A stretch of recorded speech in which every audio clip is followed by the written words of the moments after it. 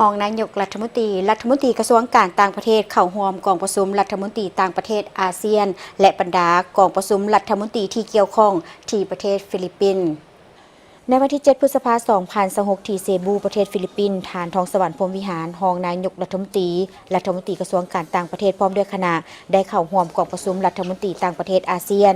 กองประชุมสภาประชาคมการเมืองความมั่นคงอาเซียนครั้งที่ 31กองประชุมสภาประสานงานอาเซียนครั้งที่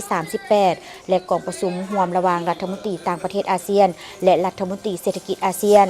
กองประชุมรัฐมนตรีต่างประเทศอาเซียนได้รับทราบความคืบหน้าในกระบวนการสร้างประชาคมอาเซียนซึ่งโดยรวมมีความคืบหน้าโดยเฉพาะปี 2026 เป็นปีทำอิฐที่อาเซียนเริ่มจัดตั้งปฏิบัติวิสัยทัศน์ประชาคมอาเซียน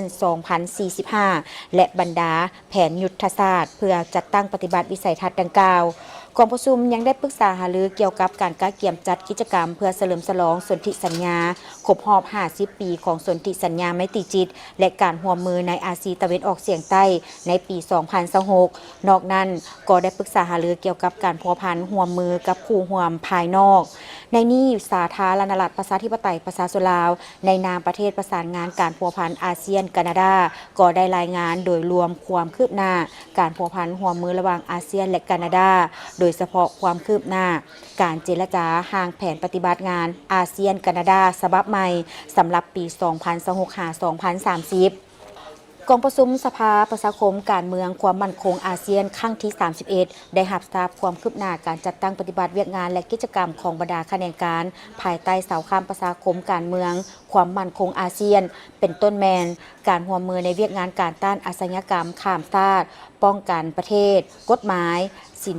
ทธิมนุษยสนธิสัญญาว่าด้วยเขตปลอดอาวุธนิวเคลียร์ในอาเซียนตะวันออกเฉียงใต้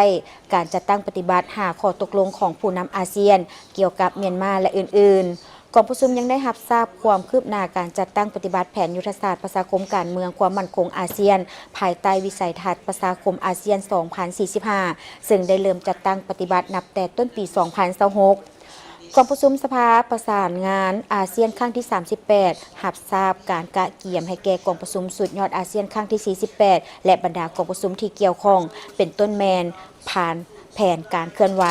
หัวข้อปรึกษาหารือขั้นตอนการดำเนินกองประชุมและบัญชีเอกสารผลกองประชุมสุดยอดพร้อมนั้นกองประชุมได้รับร้องและรับทราบบทรายงานต่างๆเป็นต้นบทรายงานของเลขาธิการใหญ่อาเซียนเกี่ยวกับเวียกงานอาเซียนบทรายงานกองประชุมสภาประชาคมการเมืองความมั่นคงอาเซียนครั้งที่ 31บทรายงานกองประชุมสภาประชาคมเศรษฐกิจอาเซียนครั้งที่ 27บทรายงานกองประชุมสภาประชาคมวัฒนธรรมสังคมครั้งที่ 35และบรรดาบทรายงานที่เกี่ยวข้องเพื่อนำเสนอต่อกองประชุมสุดยอดอาเซียนครั้งที่ 48สำหรับกองประชุมร่วมระหว่างรัฐมนตรีต่างประเทศอาเซียนและรัฐมนตรีเศรษฐกิจอาเซียนกองประชุมได้แลกเปลี่ยนความคิดความเห็นเกี่ยวกับผลกระทบที่เกิดขึ้นจากสภาพการในตะวันออกกลางโดยเฉพาะผลกระทบด้านพลังงานและเสบียงอาหารกองประชุมยังได้ปรึกษาหรือเกี่ยวกับทิศทางในต่อหน้าและมาตรการรีบด่วนเพื่อแก้ไขผลกระทบที่เกิดขึ้นและเพื่อเป็นการเตรียมความพร้อมรับมือต่อวิกฤตการณ์ที่อาจจะเกิดขึ้นในอนาคตในตอนท้ายกองประชุมได้เห็นดีต่อเนื้อในของแถลงการของผู้นำอาเซียนว่าด้วยการรับมือกับวิกฤตการณ์ในตะวันออกกลางเพื่อนำเสนอให้ผู้นำอาเซียนพิจารณารับรองในกองประชุมสุดยอดอาเซียนครั้งที่ 48